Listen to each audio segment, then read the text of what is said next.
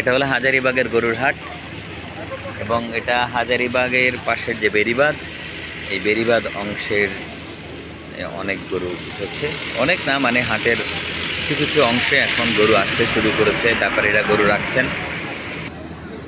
আমরা আজকে আসছি মূলত হাটের কি অবস্থা, গরু কেমন আসলো। এখন তো বেচা কিনি বলতে যেগুলো বুঝে এর কোনো প্রশ্নই আসে না, বিশেষ করে ঢাকা শহরে, কারণ এই গরু নিয়ে রাখার মতো স্পেস ঢাকা শহরে খুব কম লোকজনেরই আছে। তাই বেচা কেনা বলতে যে জিনিসটা সেটা এখন হবে না।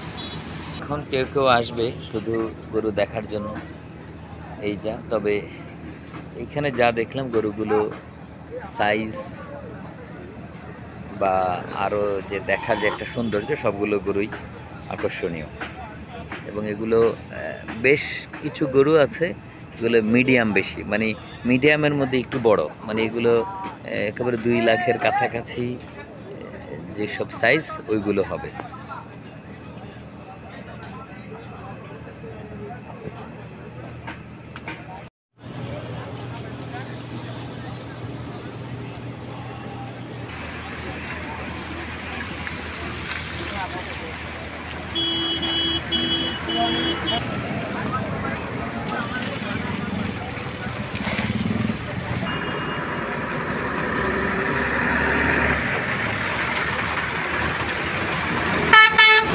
এগুলো সব বড় সাইজের গরু।